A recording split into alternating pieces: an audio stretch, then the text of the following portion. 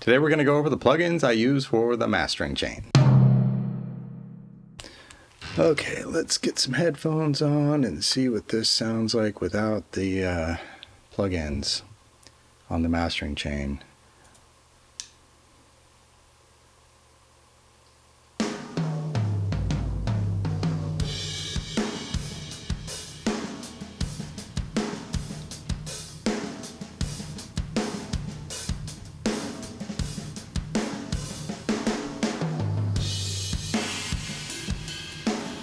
Alright, let's see what it sounds like with the guitars and bass.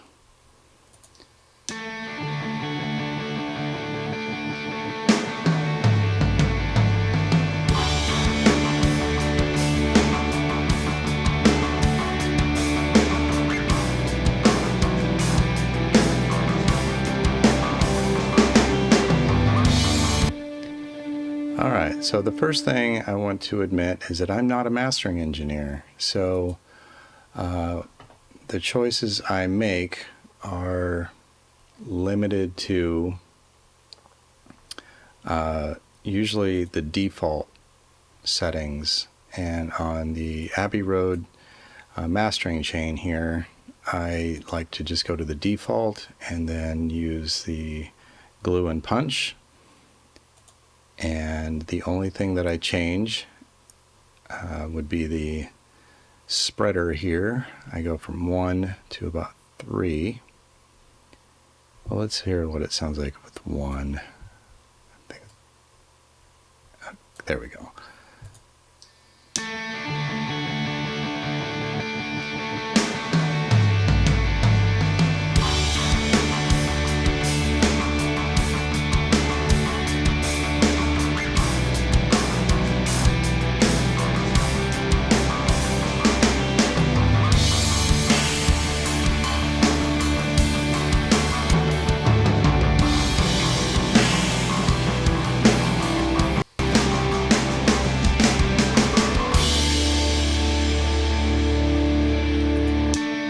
Okay, next up I add, let's go over here to Universal Audio, I add the Ampex ATR 102, just get a little bit more tape right now.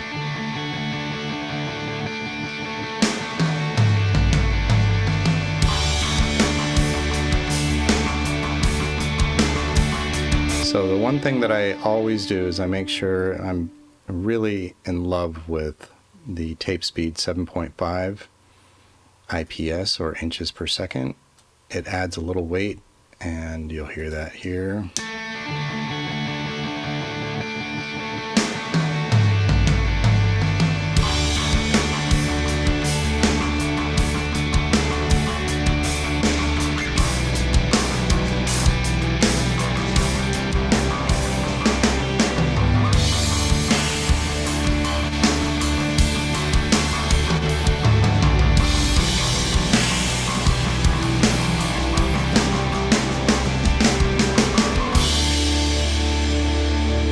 So as you heard, the speed, the tape speed actually makes a big difference.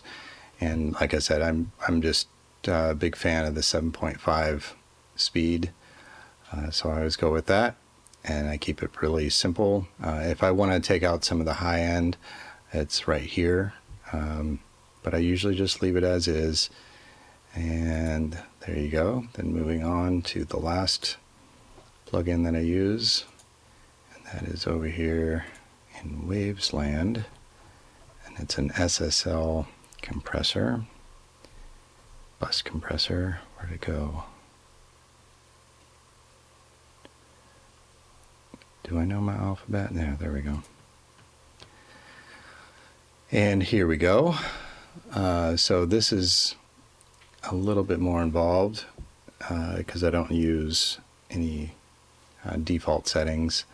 So let's listen to it without really quick, and then with.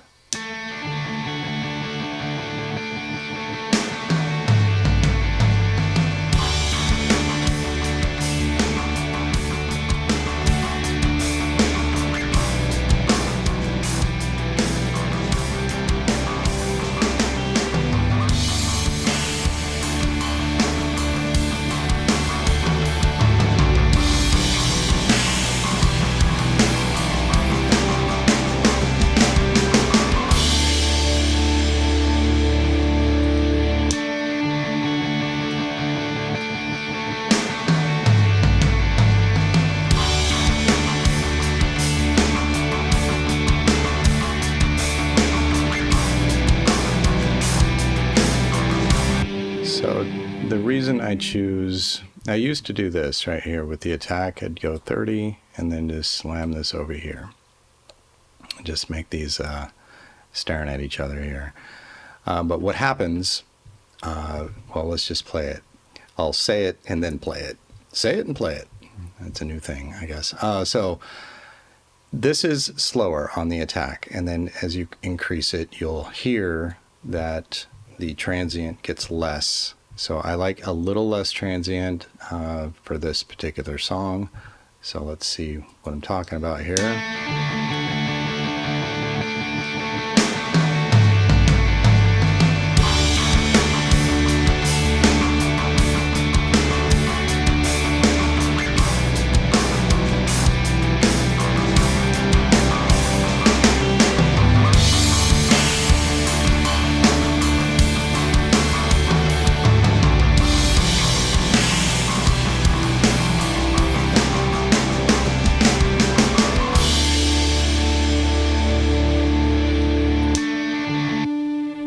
And then the last part of it, so I know how loud this all is. So I go down here and play it again. And I usually set it for -11. And the only reason I do -11 is because they say to do it between -9 and -13, LUFS, loudness units full scale. That's what that stands for. They say between -9 and -13, and I just pick -11, kind of be in the middle a little bit there. And mainly it's because of Spinal Tap. These go to 11. So here we go. Let's see what it sounds like.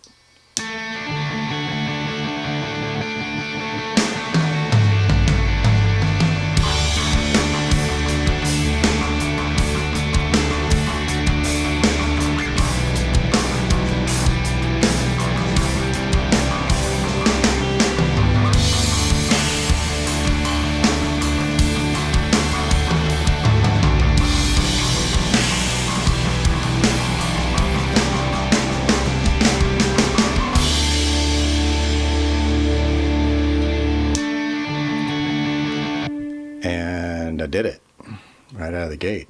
Not bad.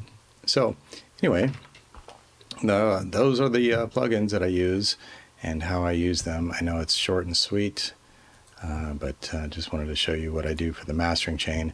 Again, I am not a mastering engineer, not by any stretch of the imagination. Actually, let's do one more really quick thing. Let's turn them on at the same time and off at the same time.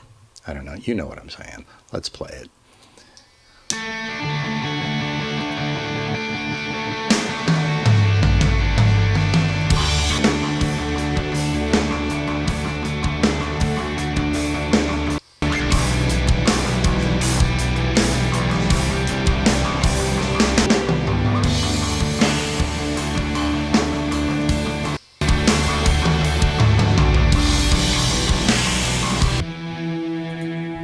Now, every mastering engineer in the world is probably going to lose their mind over this because it's simply not supposed to have that much an effect when you do your mastering. It's supposed to be just subtle, and clearly that wasn't subtle. Oh, camera just died on me. Anyway, my apologies for that. So, yeah.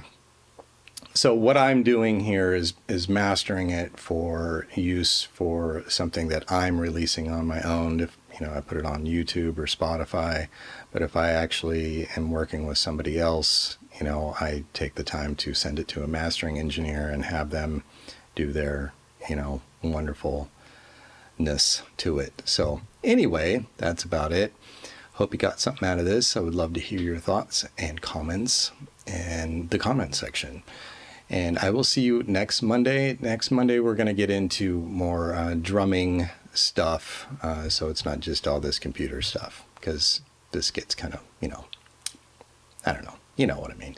Anyway, going to be drumming next Monday, and I will see you then. All right. Take care.